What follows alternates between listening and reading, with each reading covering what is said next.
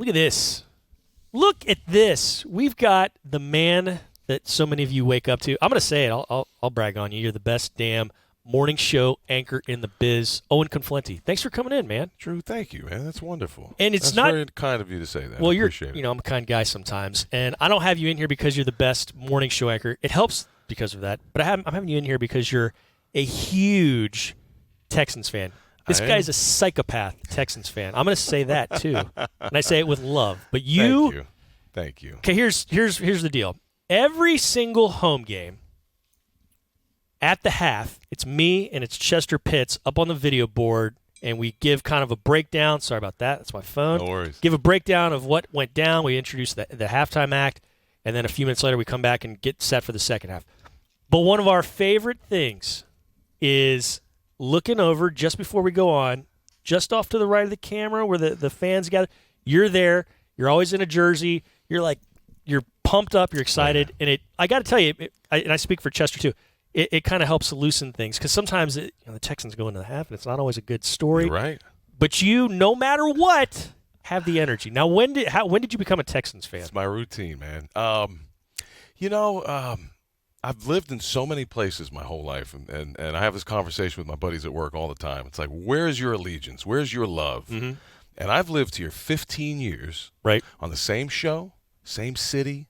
I've lived here longer than any other place. That's amazing. I was born in Pittsburgh. I lived there for a little bit, maybe 6-7 years of my life.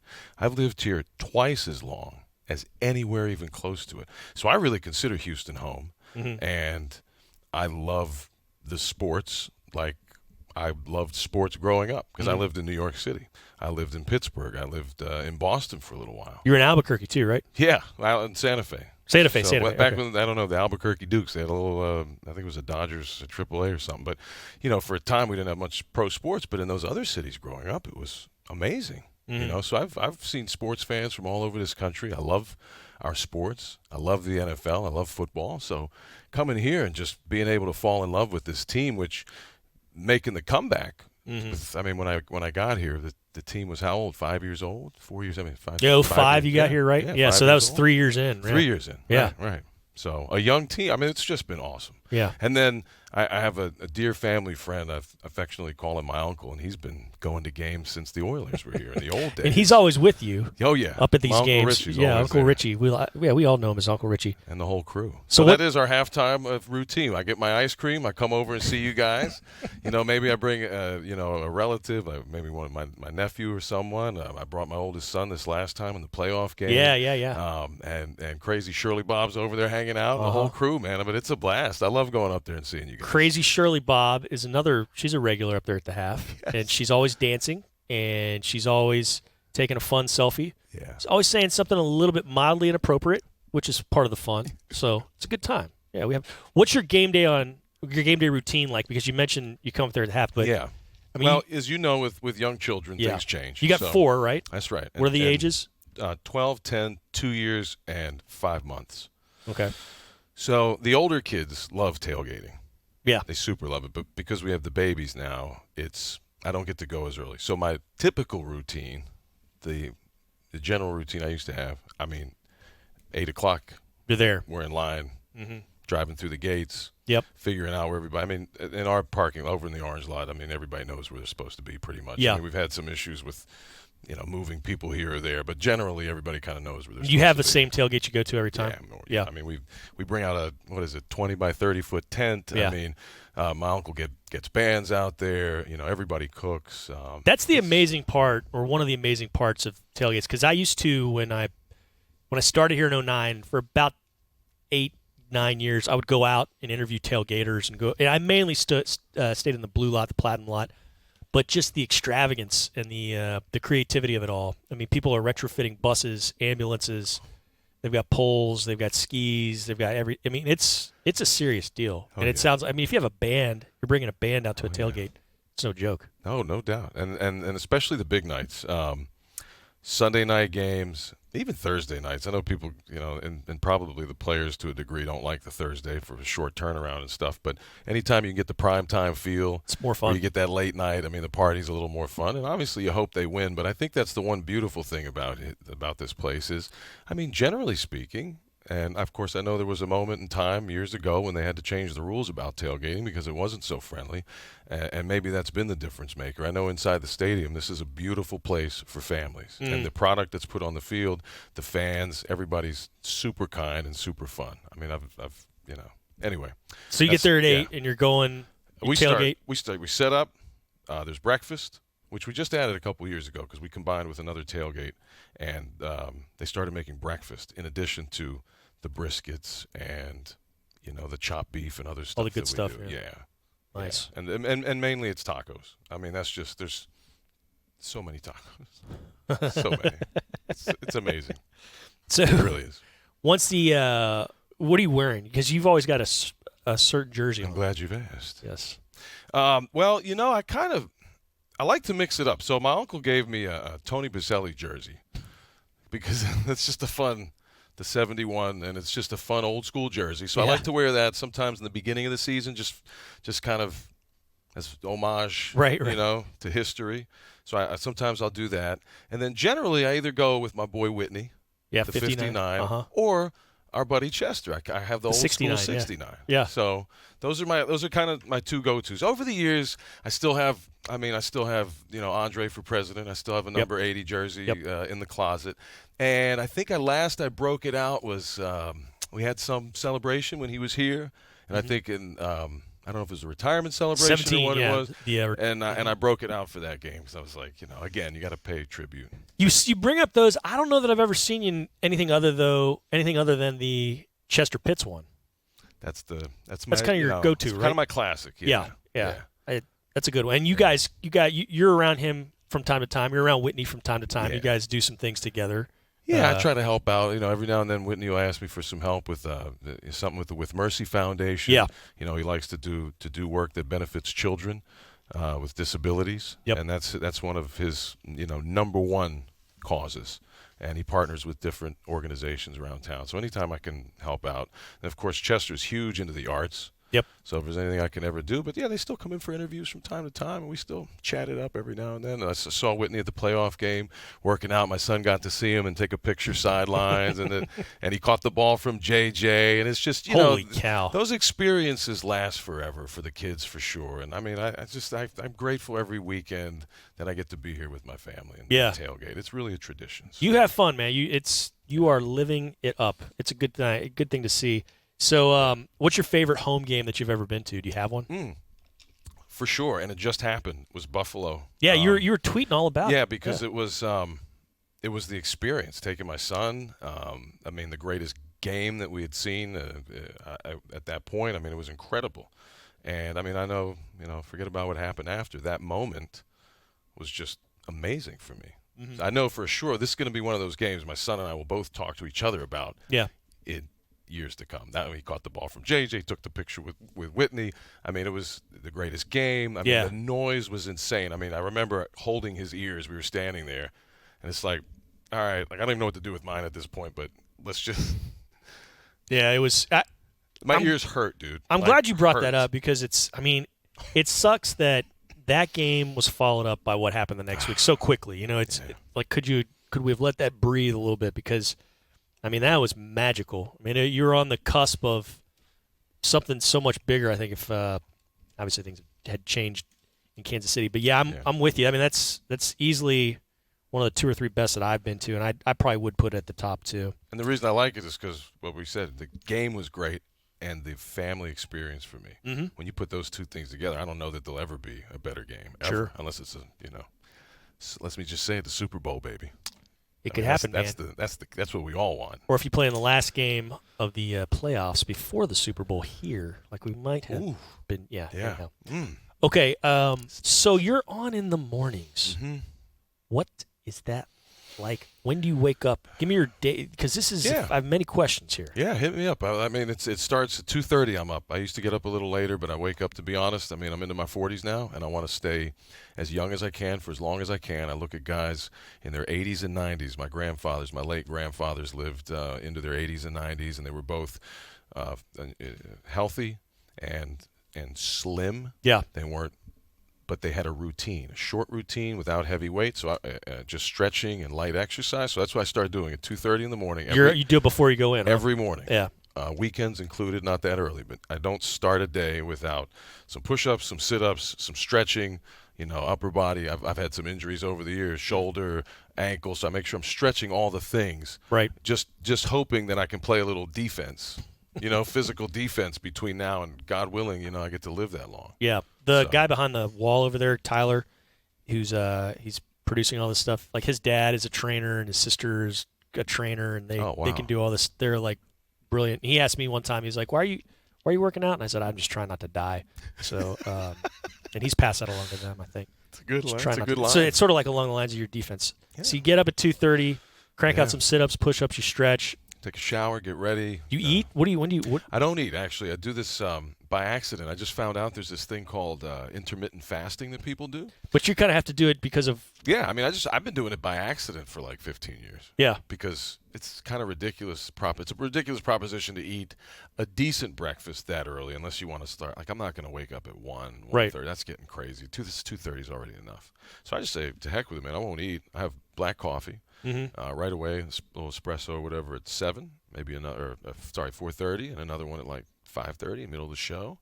And then by 7, my wife's awesome. She gets my hard-boiled eggs, and I have this yogurt and cottage cheese, and that's what I eat. Okay. And I don't eat again until, I take a stop at home maybe. She'll make a little something, or, I wait and have lunch. But, yeah, I mean, I don't need that much in the morning. A little coffee wakes me up, and you keep it moving. 2:30, you're on at what time? 4:30. 4:30 till 7. Till 7. Okay. 2.5-hour show. How much prep do you have? Not much these days, because our producers are constantly working and things are constantly getting thrown at us. So really the only stuff that's fully completed is that first half hour. Mm-hmm. And I mean, as long as I've been doing this, as long as you stay in the news cycle, everything's pretty fresh. So it's really just about familiarizing myself with the overall theme of the day. Yeah. So do we have some breaking news? Because the story to story, the news is the news. And I've been reading it for so long that we kind of know what's happening. We know our city. So unless there's something crazy, breaking news, big weather event, that we really need to go, hey, whoa, this is different. Yeah. The morning route, it's just about setting the tone for the morning for those people waking up, whenever they wake up. Yeah. So you go, oh, man, it's 6 o'clock. This is the kind of day it is. And I need to be able to project that. So that's the most important prep for me, I think, is just being able to kind of identify from that macro point of view, how is this day? And let's get it going, baby. Let's do it. I'm happy. I'm grateful every single day. I mean, every single day that I wake up, my children are healthy. I'm grateful, and it's like I want to pass that energy on to people. Well, you kind of have to, because you're the face of a morning program, and you want to start people's days. Obviously, when there's not horrible stuff going on, you want to start those days off positively. You want to have an upbeat attitude with things. You want to get the news across in a good way. I mean, because it's early in the morning and because some people are groggy sometimes, do you ever have you had any I'm Ron Burgundy moments, like with the teleprompter where something pops up and it's like, what the hell is going on here? Man, there have been times when I have some ad-lib in my head and then I get distracted by something and it comes back to me, and honestly, I don't remember what I was going to say. Yeah.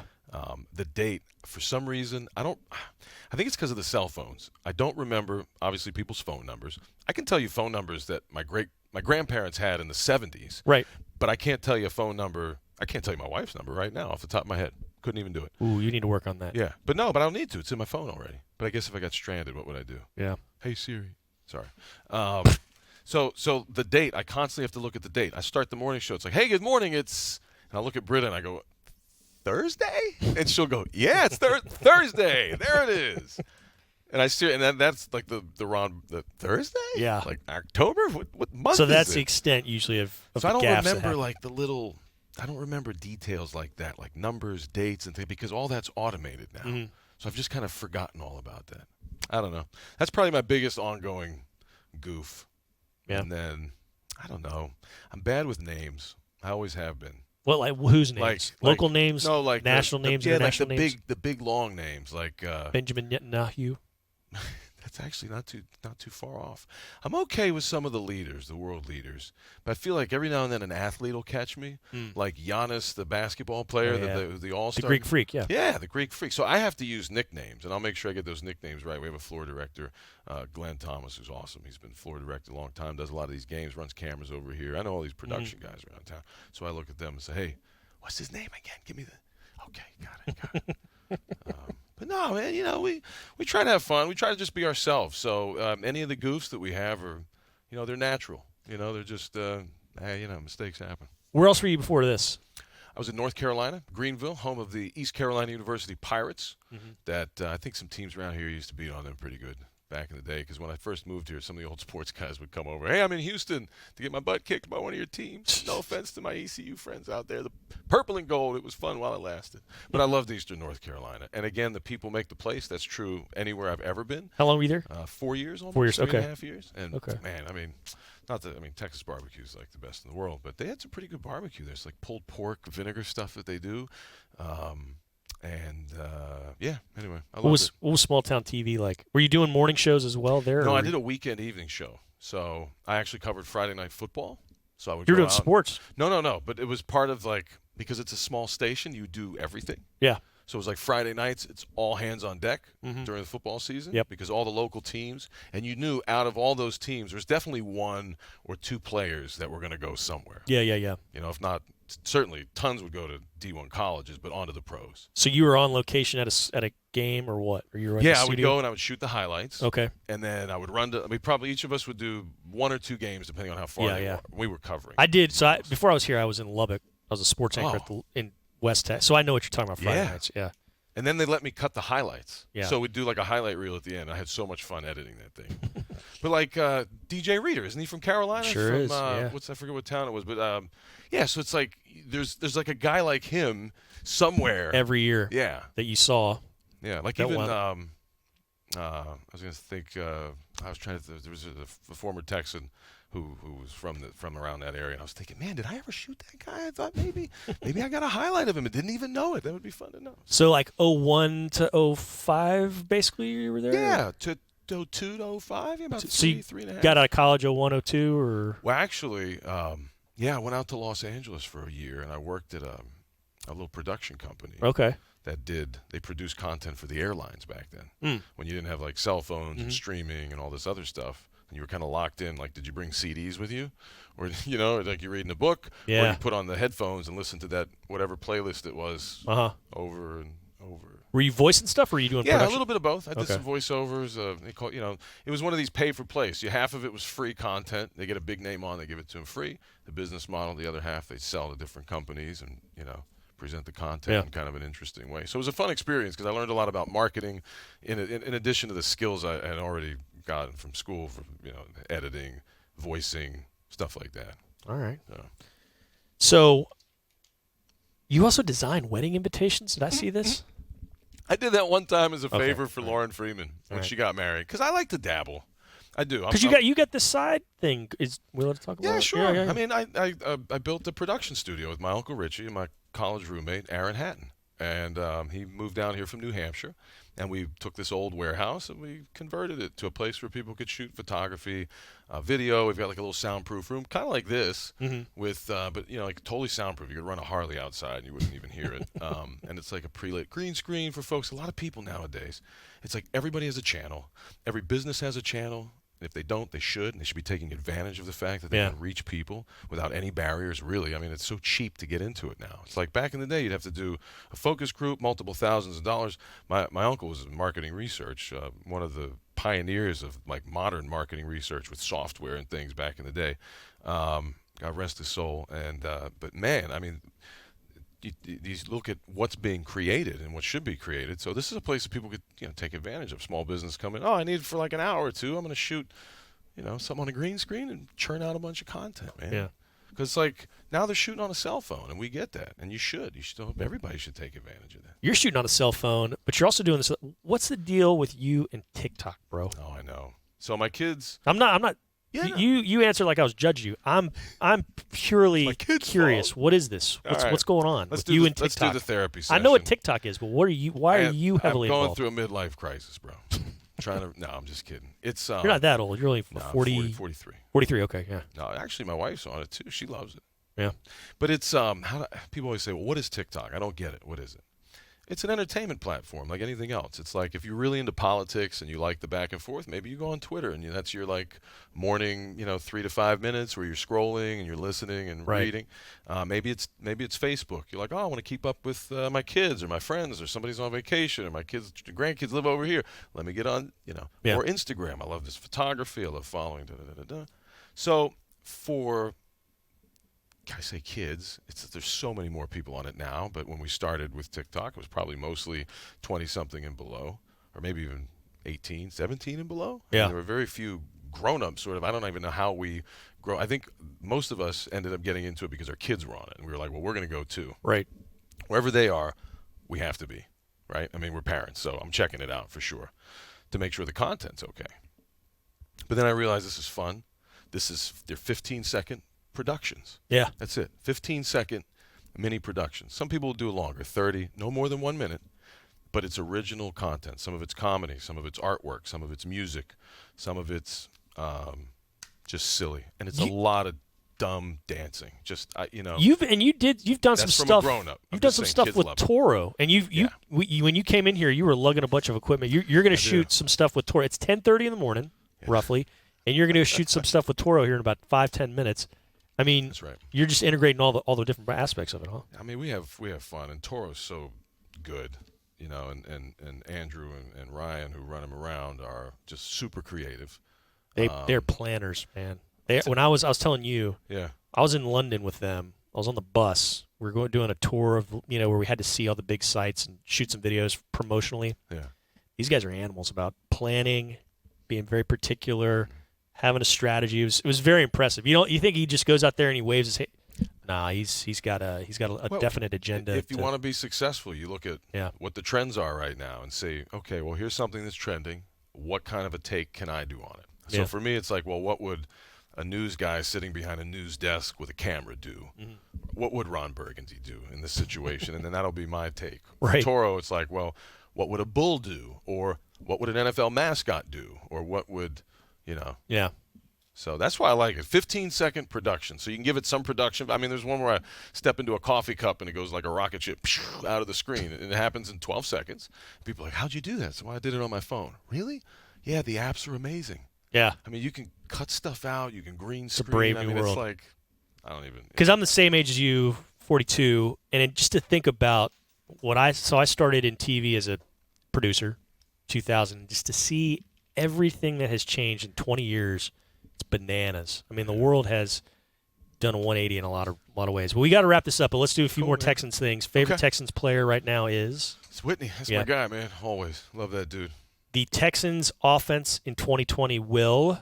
Shine. Yeah? Shine. I think, well, obviously you keep some wide receiver options open and keep them all healthy. Yeah. And that really helps them shine. But I was, I know it didn't end the way people wanted to, but people hate when I say this, but I think O'Brien had his best coaching year last year for our Texans. And I know everybody wants to, say what you want to say, but I thought he was super creative last year, and I thought it showed growth, and fans should be more positive and open-minded to this upcoming season. Yeah, and to go along those lines, I think adding all those new pieces so late in the game, still being able to flourish with them or have success with them, I think it's pretty exciting and pretty promising for what you might do next year with a little bit of planning behind it, a little bit of gelling. So yeah, I'm excited. We need to do this again because we got to cut it short now. But Owen Conflenti, he's the man. If you're not watching him, I don't know what the hell's wrong with you. True. Jerks. I love you, man. All right, you're awesome. Come by again real soon. Thanks, dude. I will. Good All right. to see you. Tell Toro I said hello. Go Texans! I'll see you in the orange lot. Thanks for watching. Subscribe to our channel and ring the bell to know when we post new content.